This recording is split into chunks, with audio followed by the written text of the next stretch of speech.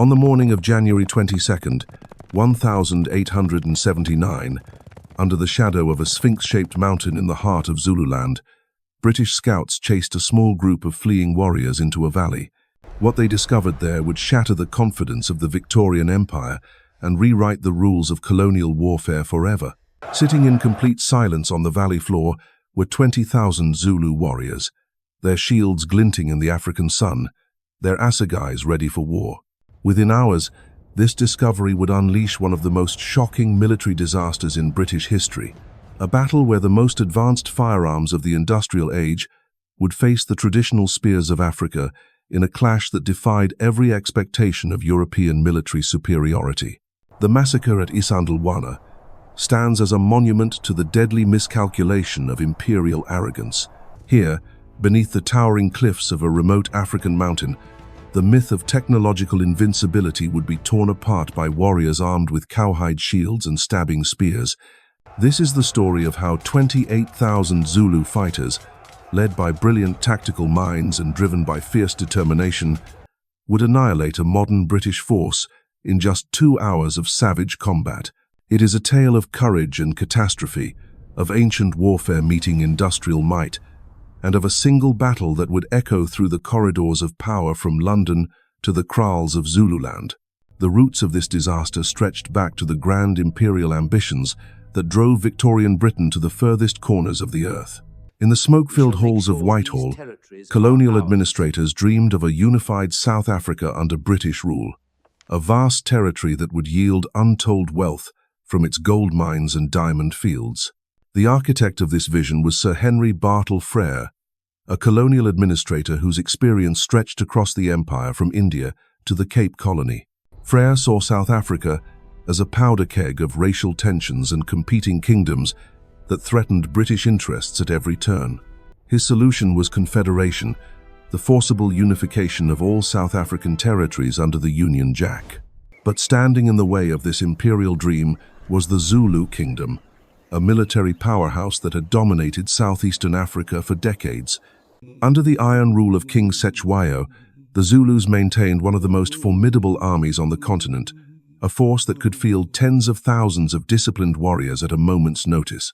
For Frere, the Zulu military machine represented not just an obstacle to confederation, but an existential threat to British supremacy in the region. His paranoid mind conjured visions of Zulu impis sweeping across Natal, slaughtering white settlers and destroying everything the British had built. On December 11th, 1878, Frere delivered an ultimatum to King Cetshwayo that was designed to be impossible to fulfill. The British demanded that the Zulu king dismantle his entire military system within 30 days, surrender his most experienced generals for trial, and allow British officials to dictate the internal affairs of his kingdom. It was a deliberate provocation, crafted to provide legal justification for the war that Frere had already decided to wage. The ultimatum was not just an attack on Zulu sovereignty, it was a death sentence for a civilization that had been built on military prowess and warrior tradition. Cetshwayo, a shrewd politician who had spent years trying to avoid conflict with the British, found himself trapped between impossible choices.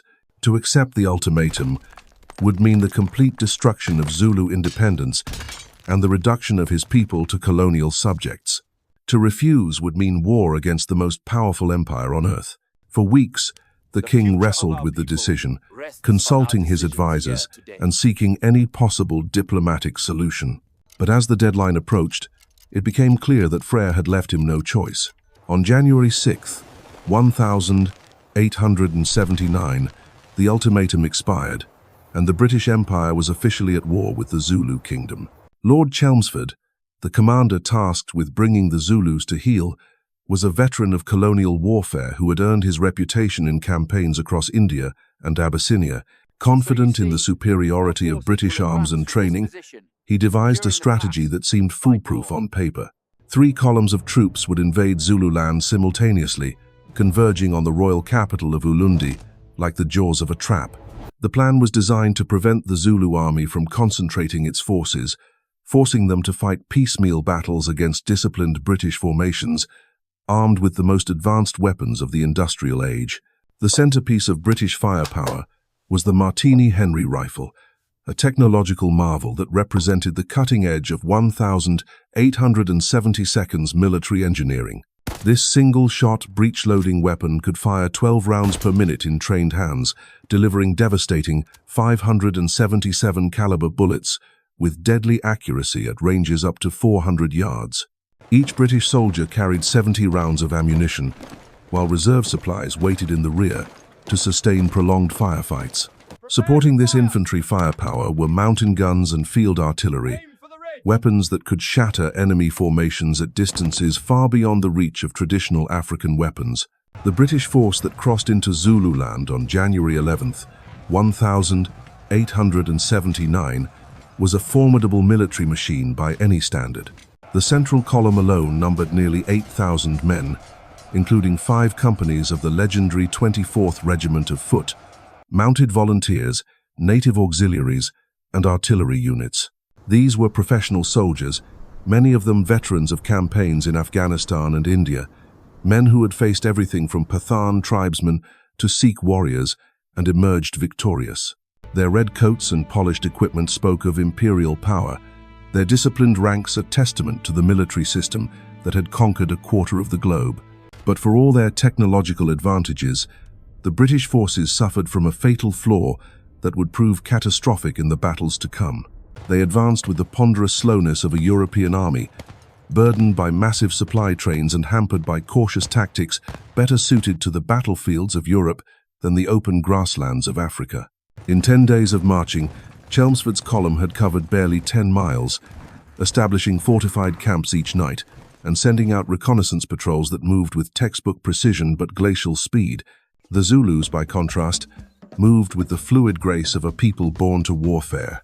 Their army was not merely a collection of tribal warriors, but a sophisticated military machine that had been perfected over decades of conquest and refinement. Under the revolutionary leadership of Shaka Zulu in the early 19th century, traditional African warfare had been transformed into something approaching modern military science. The old throwing spears had been replaced by the iklwa, a short stabbing weapon designed for close-quarters combat. Cowhide shields had been standardized and marked with regimental patterns that allowed for complex tactical maneuvers. Most importantly, the age grade system had been militarized, creating regiments of warriors who lived, trained, and fought together with an esprit de corps that rivaled any European unit. The iklwa itself was a masterpiece of practical weapon design, a tool that reflected the Zulu understanding of battlefield psychology as much as metallurgy.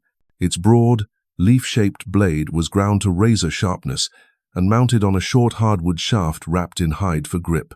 Unlike the throwing spears of traditional African warfare, the iklwa was designed for intimate combat, for the moment when warrior met warrior at arm's length.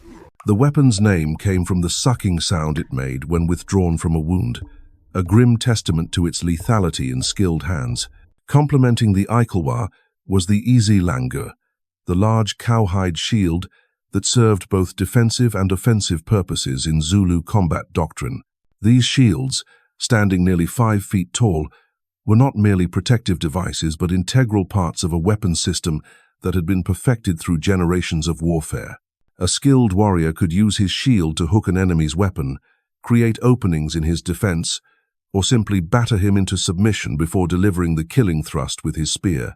The Zulu military system organized these weapons, and the men who wielded them into a force that combined traditional African tactics with innovations that would not have been out of place on European battlefields. Warriors were grouped into age-based regiments that lived in military kraals for months at a time, drilling in the coordinated movements that made their famous battle formations possible.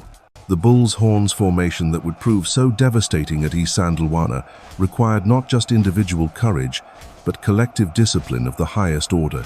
The chest of the bull formation consisted of the main body of veteran warriors, men in their prime who would advance directly toward the enemy and engage them in frontal combat. These regiments bore the brunt of enemy fire, absorbing casualties while maintaining their advance through sheer determination and numerical superiority. Their role was to fix the enemy in place, to draw their attention and firepower, while the real killing blow was prepared on the flanks. The horns were composed of younger, faster warriors who would sweep wide around the enemy flanks in a double envelopment that had proven devastatingly effective against rival African armies. These men moved with the speed of antelope across the broken ground, using every fold in the terrain to mask their approach.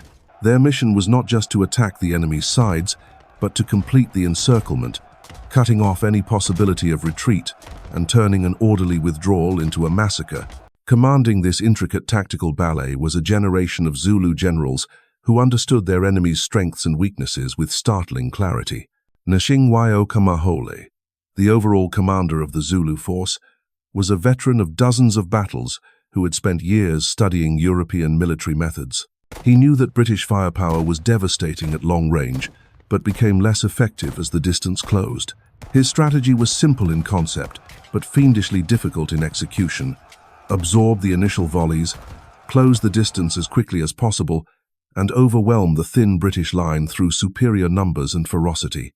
The Zulu intelligence network had been tracking British movements for weeks, reporting every detail of their slow advance into Zululand.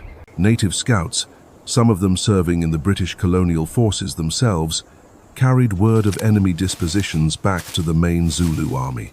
This information allowed the Zulu commanders to position their forces with surgical precision, using the broken terrain around Isandlwana to mask the movement of 24,000 warriors. On the night of January 21st, 1879, the main Zulu army reached the Ingwebeni Valley, a natural amphitheater hidden from British observation by a series of low ridges.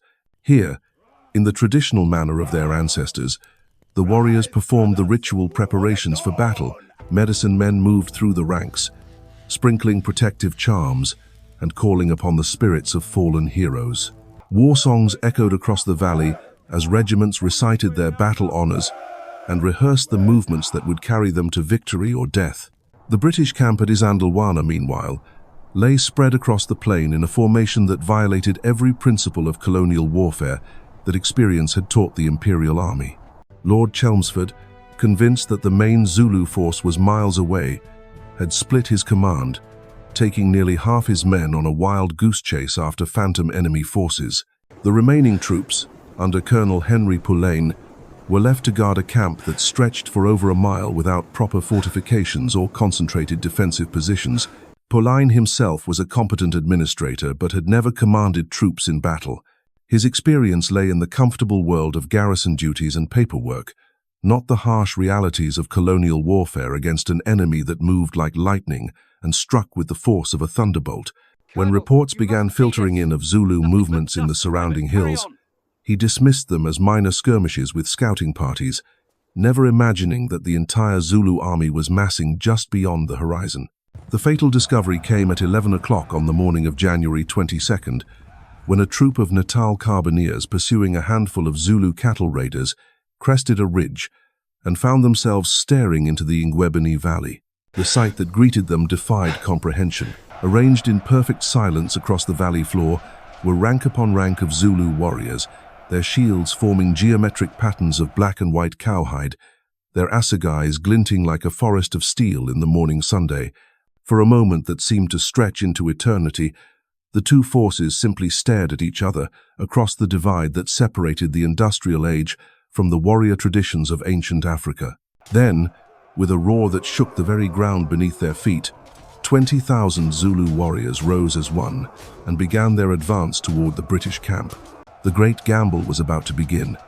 The Zulu advance unfolded with a precision that spoke to years of training and an understanding of battlefield dynamics that European military theorists were only beginning to grasp.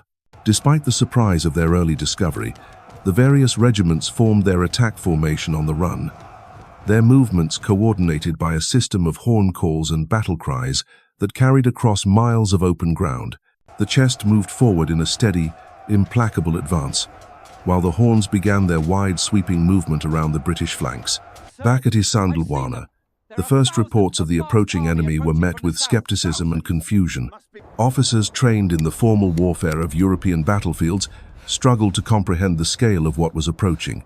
Estimates of enemy numbers varied wildly, from a few hundred raiders to several thousand warriors.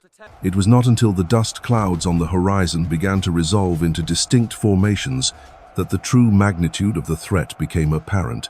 Colonel Pauline, faced with a tactical situation far beyond his experience, fell back on the standard procedures that had served British forces well in previous colonial campaigns. He ordered his men to form an extended firing line, maximizing the firepower that could be brought to bear on the advancing enemy. Companies of the 24th Foot took their positions along a front that stretched for nearly a mile, their red coats bright against the African grass, their Martini-Henry rifles loaded and ready. The two 7-pounder mountain guns were wheeled into position and loaded with case-shot, deadly anti-personnel rounds that would turn each cannon into a giant shotgun capable of cutting swaths through attacking infantry. Artillery crews, veterans of campaigns across the empire, checked their equipment one final time and prepared to demonstrate the devastating effectiveness of modern firepower against traditional warriors armed with spears and shields. As the range closed to 800 yards, British officers raised their field glasses and began to grasp the true nature of what they faced. This was not a raid or a demonstration, but a full-scale assault by the entire Zulu army. Regimental battle standards could be seen advancing through the dust, their distinctive patterns marking units that had fought and conquered across southern Africa. The ground itself seemed to writhe with movement as thousands of warriors advanced in formations that maintained their cohesion despite the broken terrain and the growing intensity of British fire. At 400 yards, the order rang out along the British line. "Company, present arms!" The metallic click of rifle bolts echoed across the plain as over 1,000 Martini-Henry rifles were brought to the ready position. "Take aim." The long barrels swung toward the advancing mass of warriors, each weapon targeted at the center of the Zulu formation. The moment had come to test industrial firepower against traditional courage, to see whether technology could triumph over determination and numbers. The command to fire cracked like a whip across the African morning. Fire! 1,000 rifle muzzles erupted in a rolling thunder that echoed off the cliffs of Isandlwana. The first volley struck the advancing Zulu formation with devastating effect, cutting great gaps in the front ranks as warriors tumbled to the earth. Smoke billowed across the battlefield, acrid and choking, as British soldiers worked their rifle bolts with mechanical precision, ejecting spent cartridges and sliding fresh rounds into the chambers. For those first crucial minutes, it seemed as though European military science would triumph, as it had so many times before. The Zulu advance staggered under the weight of concentrated rifle fire, warriors falling in windows as the deadly 577 caliber bullets found their marks. The mountain guns added their voice to the chorus of destruction, case shots scything through the ranks of attackers with horrific efficiency. British officers, their confidence restored by the familiar sight of enemy casualties mounting, began to believe that this would be another routine colonial victory. But the Zulus did not break. Despite losses that would have shattered any European formation, the warriors maintained their advance with a discipline that stunned their opponents. When men fell, others stepped forward to take their places. When gaps appeared in the line, they were filled immediately by reserves moving up from the rear. The great chest of the bull formation absorbed punishment that defied belief, its warriors driven forward by a combination of military training and cultural imperative that British officers could barely comprehend. The tactical genius of the Zulu battle plan now began to reveal itself. While British attention focused on the frontal assault, the horns of the formation swept wide across the broken ground, using every fold in the terrain to mask their movement. These younger warriors, freed from the burden of absorbing enemy fire, moved with the fluid grace of men born to the hunt. They flowed across the landscape like water, seeking the weak points in the British position with an instinct honed by generations of warfare. As the range closed to 200 yards, a new sound began to penetrate the din of battle. It was the war cry of the Zulu nation, a deep-throated roar that rose from 20,000 throats in perfect unison. "Usuthu," they chanted, the battle cry that had echoed across a dozen conquered kingdoms. The sound was primal, terrifying in its intensity, and it began to affect the morale of soldiers who had never faced an enemy quite like this. The British firing line, stretched thin across nearly a mile of front, began to show the strain of sustained combat. Rifle barrels grew hot from constant firing, and the acrid smoke of black powder fouled the air so thickly that visibility dropped to mere yards.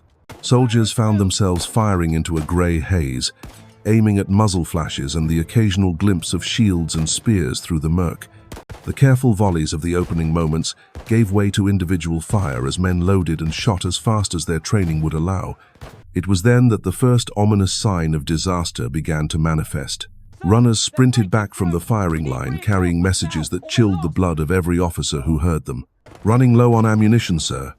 The word spread through the camp like wildfire, creating a crisis that no one had anticipated. The British had prepared for a short, sharp engagement against a traditional enemy. They had not prepared for a sustained firefight against warriors who refused to acknowledge defeat. The ammunition wagons, parked behind the main camp according to standard procedure, suddenly became the most important tactical positions on the battlefield. Quartermaster James Pullen found himself besieged by desperate requests for fresh supplies, as company after company sent runners back with empty pouches and urgent demands for more cartridges. The system that had worked so well in previous campaigns began to break down under pressure it had never been designed to handle. Worse still, the ammunition boxes themselves became a bottleneck that threatened to strangle British resistance. Each wooden crate was sealed with brass screws that required tools to remove, a security measure designed to prevent accidental explosions during transport. But in the heat of battle, with Zulu warriors closing to spear-throwing range, there was no time for the careful procedures that peacetime regulations demanded. Soldiers smashed at the boxes with rifle butts and bayonets, desperately trying to reach the cartridges inside, while enemy fire cracked overhead. The first breakthrough came on the British left flank, where the Natal Native Contingent had been positioned to extend the defensive line. These colonial auxiliaries, armed with obsolete weapons and lacking the training of regular troops, began to waver as Zulu pressure intensified. Unlike the British regulars, they understood exactly what defeat at the hands of the Zulus would mean. They had seen the aftermath of other battles, the ritual disembowelment that awaited the defeated, the complete annihilation that was the price of resistance. When the left horn of the Zulu formation finally burst from concealment behind a rocky ridge, the sight was too much for nerves already stretched to the breaking point. Hundreds of warriors appeared as if from nowhere, their war cries echoing off the cliffs as they swept toward the exposed flank of the British position. The native contingent, faced with the choice between death and flight, chose the latter. They broke and ran, streaming back toward the camp in a panic that left a 300-yard gap in the defensive line. Into this breach poured the left horn of the Zulu army, their assegais gleaming as they fell upon the exposed flank of the 24th foot. The British soldiers, trained to fight in line formation against enemies who would meet them head-on, suddenly found themselves attacked from the side and rear. The careful discipline that had sustained their fire began to crack as men turned to face new threats, only to expose themselves to attack from other directions. Colonel Durnford, arriving with reinforcements just as the crisis deepened, made a desperate attempt to plug the gap with his mounted volunteers. These colonial horsemen, armed with carbines and accustomed to mobile warfare, represented the only reserve available to counter the Zulu breakthrough. But they too were overwhelmed by the sheer scale of the assault, forced to give ground as warriors swarmed around their position like angry bees. The collapse, when it came, was sudden and total. One moment the British line was holding, maintaining a steady rate of fire despite mounting casualties and dwindling ammunition. The next, it was disintegrating as Zulu warriors poured through multiple gaps, their battle cries mixing with the screams of dying men and the crash of overturned equipment. The careful formations that had sustained British colonial warfare for decades dissolved into chaos as soldiers found themselves fighting individual battles for survival against an enemy that seemed to be everywhere at once. Hand-to-hand combat erupted across the length of the British position as Zulus closed to within stabbing range of their traditional weapons. The iklwa, designed specifically for close-quarters fighting, proved devastatingly effective against soldiers trained for long-range warfare. British bayonets, awkward and unwieldy at such intimate range, were no match for weapons that had been perfected through generations of tribal conflict. The camp itself became a slaughterhouse, as Zulu warriors swept through the tents and supply wagons, cutting down anyone they encountered. Cooks, grooms, and camp followers who had never expected to fight for their lives found themselves facing warriors whose very culture was built around the art of war. The systematic nature of the Zulu advance, their ability to maintain tactical coherence even in the chaos of close combat, spoke to a military tradition that European observers had consistently underestimated. Individual acts of heroism shone through the carnage like beacons in the darkness. British officers, trained from childhood in the ideals of duty and sacrifice, stood their ground even as their world collapsed around them. They formed desperate squares with the handful of men still under command, fighting back-to-back against overwhelming odds with a courage that earned the grudging respect of their enemies. Some covered their faces, unable to watch death approaching. Others raged against fate, continuing to fire their revolvers until the ammunition ran out, then drawing their swords for one last futile gesture of defiance. The rout, when it finally came, transformed what had been a battle into a massacre.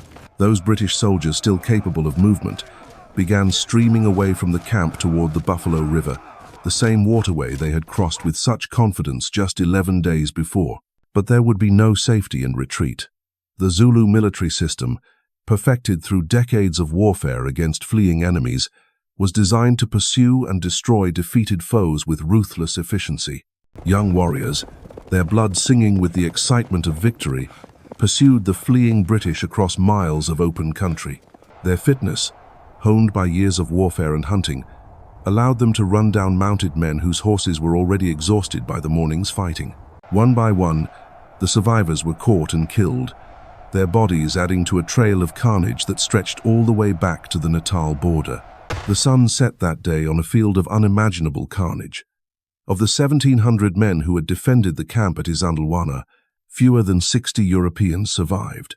The flower of British colonial forces lay scattered across the African plain, their red coats darkened with blood, their modern rifles silent forever. In just 2 hours of savage fighting, the Zulu nation had achieved what no European power had imagined possible: the complete annihilation of a British field force, using weapons that dated back to the Iron Age. The disaster sent shockwaves through the corridors of power in London. Politicians who had dismissed African warfare as primitive savagery were forced to confront the reality that courage and tactical brilliance could triumph over industrial might. The myth of European invincibility, built on decades of colonial conquest, lay shattered beneath the cliffs of Isandlwana alongside the bodies of the 24th Foot. But perhaps the greatest lesson of this blood-soaked day was not about the failure of technology or the limits of imperial power. It was about the price of arrogance, the cost of underestimating an enemy simply because they fought with different weapons and followed different traditions. The Zulu warriors who swept across that battlefield were not primitive savages, but sophisticated soldiers fighting for their homeland with a tactical system that had conquered half of southern Africa. Isandlwana stands as a testament to the truth that victory in war belongs not to the side with the best equipment, but to the warriors who combine courage with intelligence, who understand their enemy as well as themselves, and who are willing to pay any price for the cause they serve. In the shadow of that sphinx-shaped mountain, spears triumphed over guns, and the lesson echoes still across the centuries.